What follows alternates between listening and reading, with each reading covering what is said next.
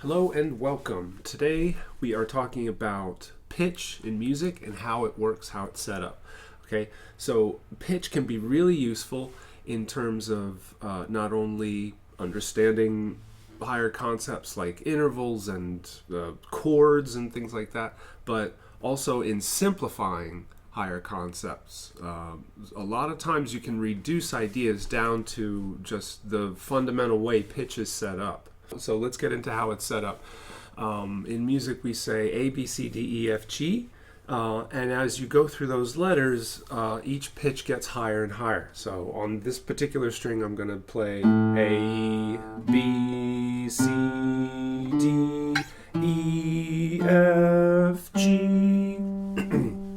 Okay, so that's the starting point, but that's only 7 pitches. Okay, so after A, B, C, D, E, F, G, it repeats again on A.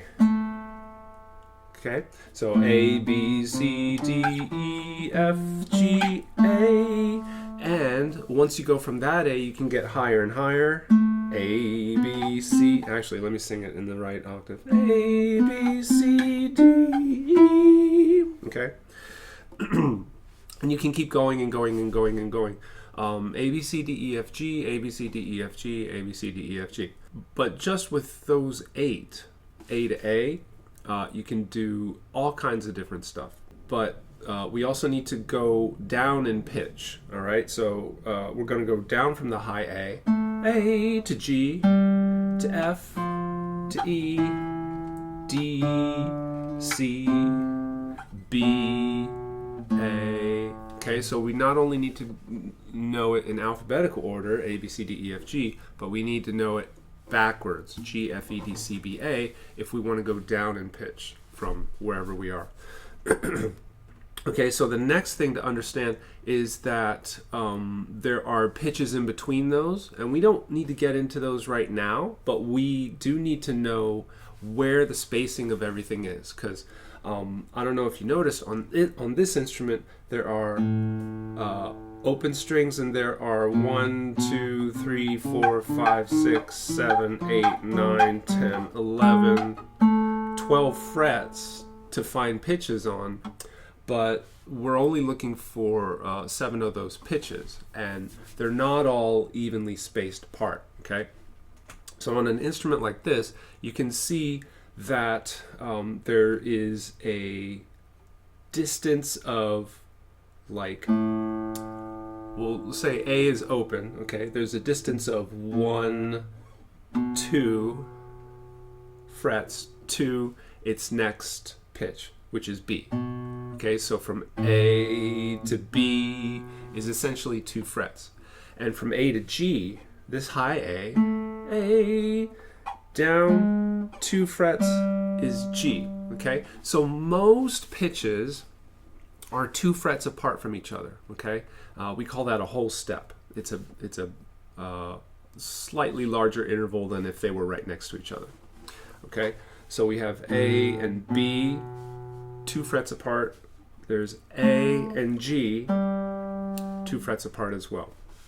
Okay, so the main thing that's going to help us is to know where the pitches that are right up against each other are. Okay, those places are B and C and E and F. Okay, so if you play A and you know where B is, 2 frets up, then C is right next to B. It's on the very next fret up. Okay, so B is on the 2nd fret and C is on the 3rd fret, and they are right next to each other.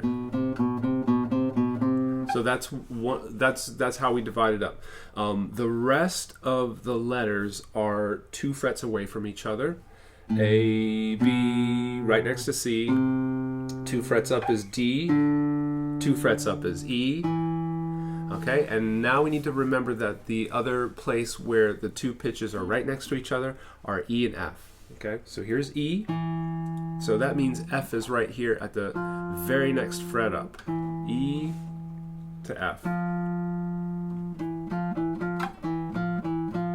Okay, everything else besides those 2 places is spaced like what I call the whole step, two frets up. Okay, so from F to G is 2 frets. From G to A is 2 frets. And the relationships are all the same once you get to this higher A and you want to keep going up. A, 2 frets B, 1 fret to C, 2 frets to D, 2 frets to E, and I've run out of frets on this guitar. Okay, so let's go over that again. There's the letters B and C are right next to each other, and the letters E and F are right next to each other. All right, we'll start here with A. 2 frets up to B. B is right next to C. 2 frets up to D. 2 frets up to E. E is right next to F. 2 frets up to G from F, and then 2 frets up to A from G.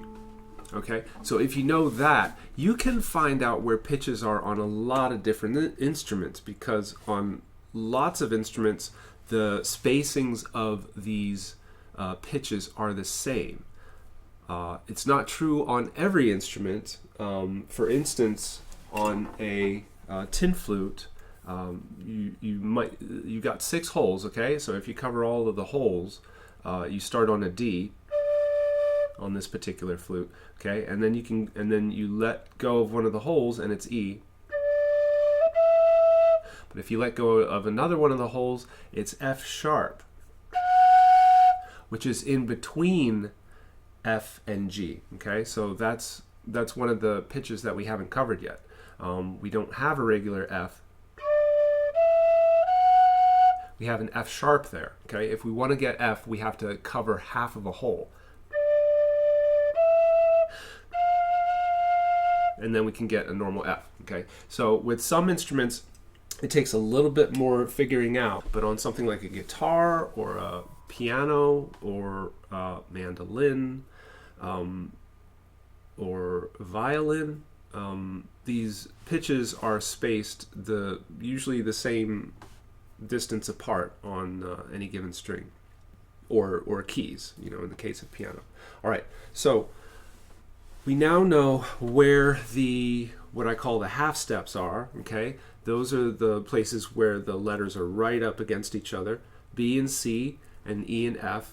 Okay, and you can do a bunch of different things, and you can figure out where pitches are on a bunch of different instruments using just that. So, if you know it. But actually, on an instrument like a guitar, since you have 6 strings that you're working with, they usually teach you just a few pitches at a time, which is fine, because even if you just have like 3 pitches, there's a lot of stuff that you can do. For instance, if we know where A, B, and C are, we can play famous riffs. There's this one. A, B, C, B. And then there's this other one. A, C, B, A, C, A. Those were some of the first 2 riffs that I learned on guitar. So actually, you can play real music with just 3 pitches, but you can do a whole bunch of other stuff if you know.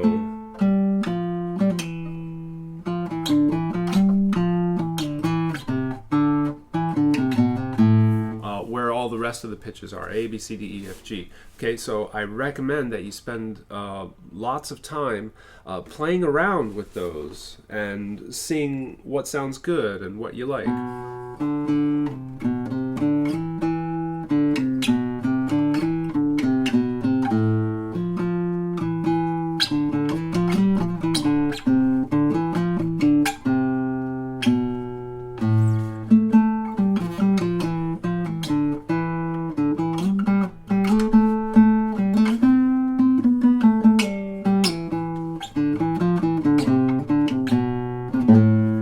Okay, so it's really important that you don't just listen to this video, but that you also spend a lot of time exploring and experimenting on your instrument to get to know it, and exploring where all those pitches are to get to know their placements and that type of thing.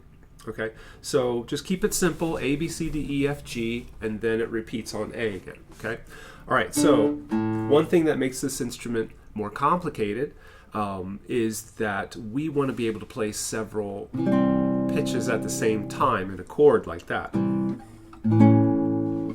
So we have different strings tuned to different pitches. I was playing on this A string, which is second from the bottom, and on guitar this is the bottom and this is the top because of the sounds they make. This is a low sound. That's a low sounding E actually, and this is a high sounding E. Okay, so that's the bottom, this is the top. Okay, so after the A string, I'm going to go further into the center of the strings here, from A to the D string. Okay, so that's D. D is open, then 2 frets to E, 1 fret to F, 2 frets to G, 2 frets to A, 2 frets up to B, 1 fret up to C, and then 2 frets to D. Okay, so here on this string we've got a different starting point for our group of pitches. We start on D and we go D, E, F, G, A, B, C, D, and we can keep going higher. D, E, F, G, A. I don't have a fret there, but you can go as high as your instrument will allow you to. And if we want to go backwards, we've got D, C, B. Oh, that's not B. Is that B? D, C, B. That was B. I'm confused. A, G, F, E, D. Okay, so here are all these.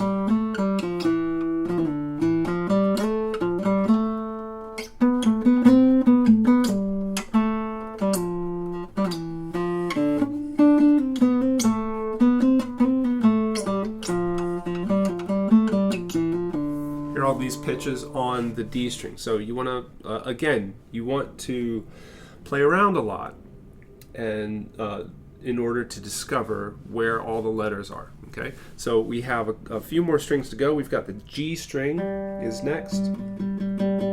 That's an open G, and there's a whole step between G and A. So the A is going to be on the 2nd fret.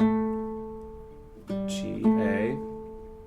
And then there's a whole step between A and B, so B is going to be on the 4th fret. G, A, B, and then we go up 1 fret to C, go up 2 frets to D, 2 frets to E, 1 fret to F, and 2 frets to G. So now we've discovered the pitches on the G string, and we can also go backwards. G, F, right next to E, D, C, right next to B, and A, and then G. Okay, so now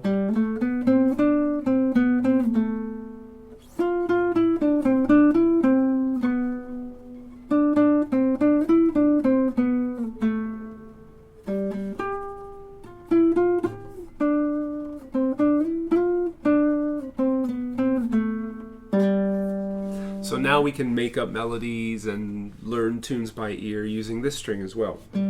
We've got the B string next if we keep going up to the high strings. Okay, so there's B right here. We know that between B and C is no other pitches. They're right next to each other. So C is going to be on the 1st fret of this string. B is open and C is on the 1st fret. We go up 2 frets to get a D. We go up 2 frets to get E.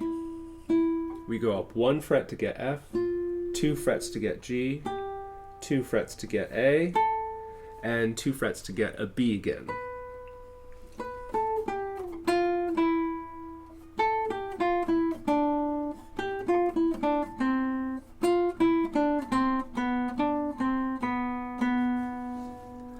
And now we know the pitches on the B string. Make sure you go from the bottom to the top, B, C, D, E, F, G, A, B, and then back down again.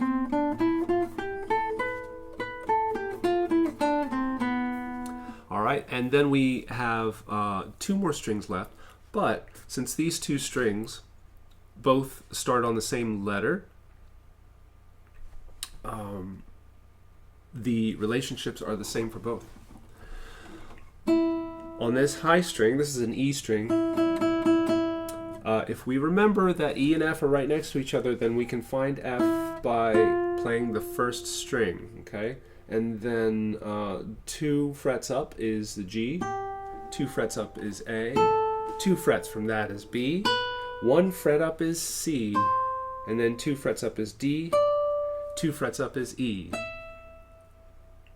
Let's go backwards. E, 2 frets down D, 2 frets down C, 1 fret down is B, 2 frets down is A, 2 frets down is G, 1 fret down, 2 frets down is F, I got confused, and then 1 fret down is E.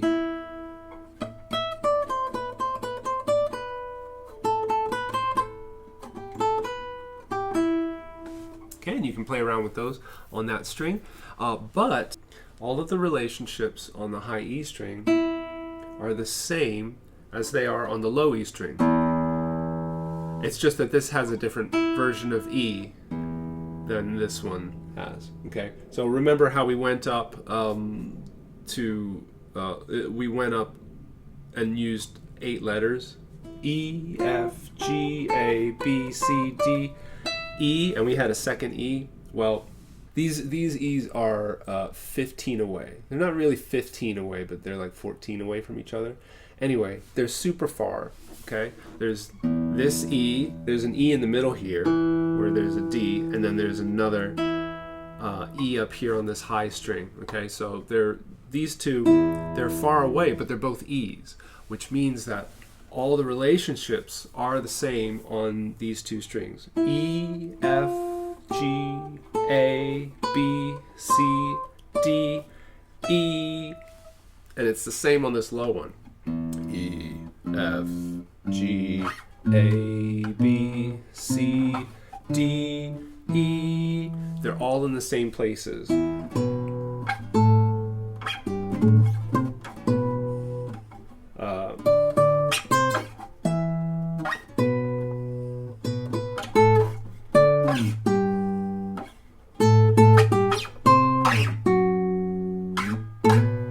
I cheated. I played a pitch that wasn't in there.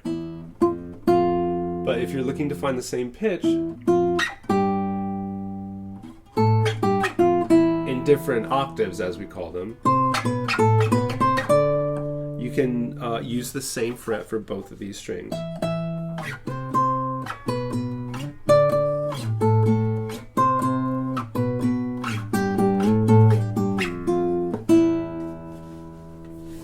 Okay, and that's how you can use A, B, C, D, E, F, G to find out where all the pitches are on every single string. And on an instrument like a guitar, you want to, they teach you a few pitches at a time on each string so that you start learning it in one position, because who wants to slide around all the time like I've been doing? So you can stay in one place, especially if you know where A, B, C is. B and C are right next to each other. D on this string. E and F are right next to each other. E, F. And then there's G. And then A. Okay, so now we found A, B, C, D, E, F, G, A just in one place on this instrument. A, B, C, D, E, F, G, A. And then we don't have to move around so much. We don't have to move our arms so much, just the fingers.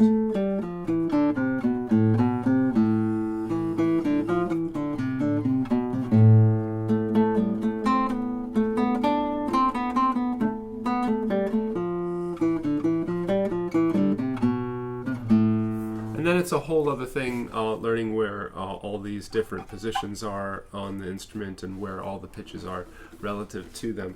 But I think that's enough for the day. All right, so remember that the relationships of these pitches are the same. Everything's a whole step except B to C, which is a half step, and E to F, which is also a half step. And you can find out where all the pitches are on your instrument using that. All right, I don't know how else to end the video other than to say thanks for watching. I hope this helps. Make sure that you spend a lot of time exploring these concepts and exploring the relationships of these pitches on your instrument. And yeah, happy practicing. All right, bye.